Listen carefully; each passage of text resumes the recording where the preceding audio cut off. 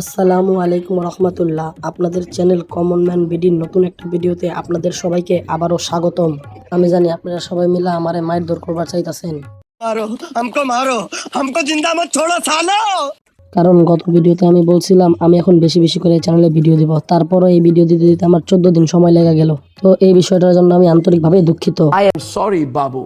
তো ভাই, ইমন এক জেনারেশন আইছে, কয়দিন পর পর খালি নতুন নতুন ট্রেন্ড আহে আর মানুষও ওগুলা লয়া ভিডিও বানায় আর ভাইরাল হয়ে যায়। আসলে ট্রেন্ডিং জিনিস দেখতে অডিয়েন্সেরই ভালো লাগে, কিন্তু আমি আবার এসব ট্রেন্ড ফলো করি না। আজকের ভিডিওতে আপনাদের সাথে পরিচয় করিয়ে দেব এমন একটা সুপার শপের, যে সুপার শপ হয়তো আপনারা আগে কখনো জান নাই। বাংলাদেশের হাতে কোনা কয়েকজনই মনে হয় এই সুপার শপের ব্যাপারে জানে। अच्छा তো আগে সুপার শপের নামটা আপনাদের বইলা দিই। সুপার শপের নামটা হইল স্বপ্ন। अबे साले তো চলেন তাহলে আমরা স্বপ্নে যাই। আমিও ঘুমায় যাই, আপনারাও ঘুমায় যান, দেখা হবে স্বপ্নে। क्या पक रहे हो मादर। कैसा लगा मेरा मजाक? তো যাই হোক, ফাইজলামি বাদ দিয়া চলেন এখন স্বপ্নের ওয়ারি আউটলেটে চলে যাই। এই আউটলেটটা আমাদের বাসা থেকে একটু দূরে হলেও আশেপাশের মধ্যে সবচেয়ে বড় এটাই। আপনি যদি অনেক ধরনের প্রোডাক্ট একসাথে কিনতে চান তাহলে স্বপ্ন হলো আপনার জন্য। একদম মাছ মাংস থেকে আলু পটল শাক সবজি যা লাগবে সব পাবেন হেনে। আসলে এই ধরনের শপকে সুপার শপ বলার কারণে হলো এখানে সবকিছু একসাথে পাওয়া যায়, এটার জন্য এগুলোর নাম হলো সুপার শপ। हम मालूम है तेरे बाप को मत सिखा।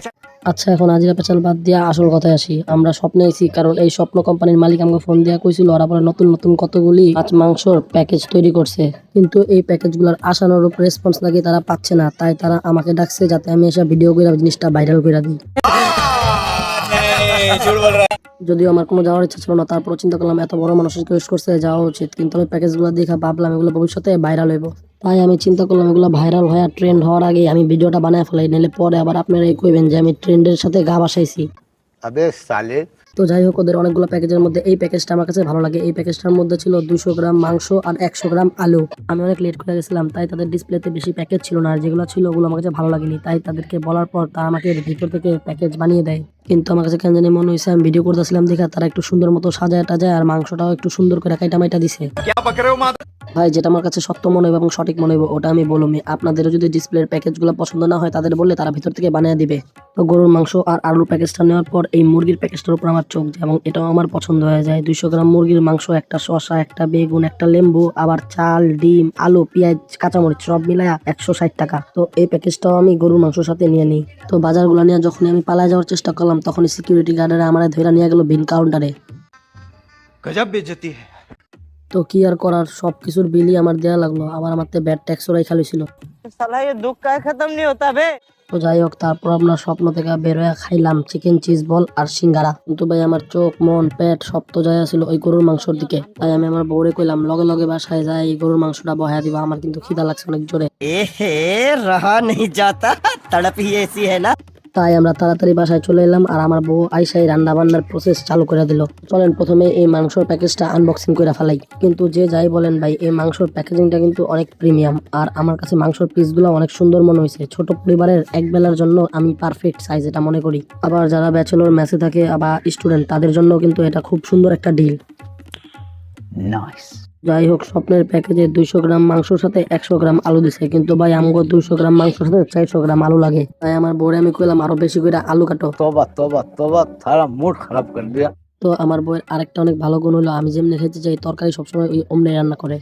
এই যে দেখেন, আমরা ঢাকাইয়া স্টাইলে সব ধরনের ময় মশলা মিলে মাংসটা ম্যারিনেশনের জন্য রাখা দিলাম। যেহেতু অনেক জোরে খিদা লাগছিল তাই বেশিক্ষণ ম্যারিনেশনে রাখি নাই। কিছুক্ষণ পরে আমরা চুলার মধ্যে মাংসটা কষানোর জন্য দিয়ে দিছিলাম। মাংস কিছুক্ষণ কষাকষির পরে আমরা এটার মধ্যে আলুগুলাও ছেড়ে দিই।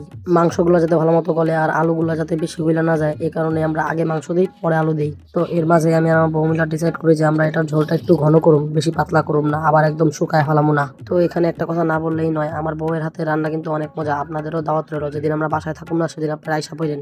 अबे साले তো কিছুক্ষণের মধ্যে আমার বউ রান্না শেষ করে ফেলে এবং আমাকে বলে ওগো শুনছো তাড়াতাড়ি আসো খাবা না। তো এটা শুনে হাতুত না দই আমি দৌড় মারলাম খাওয়ার লেগা।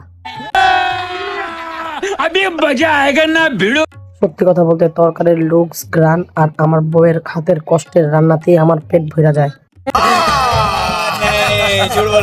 তো যাই হোক, তারপরে আমরা বিসমিল্লাহ বইলা খাওয়া দাওয়া শুরু করে দিলাম আর খাওয়ার সাথে সাথে ভাই আমার মুখে একদম একটা ফ্লেভারের ব্লাস্ট হয়েছে। আমার হাতেও মজা লাগতেছিল রে আল্লাহ, এই খাবার কত মজা, ফ্লেভার গুলা বার্স্ট হয়েছিল আমার জিহ্বার ভেতর।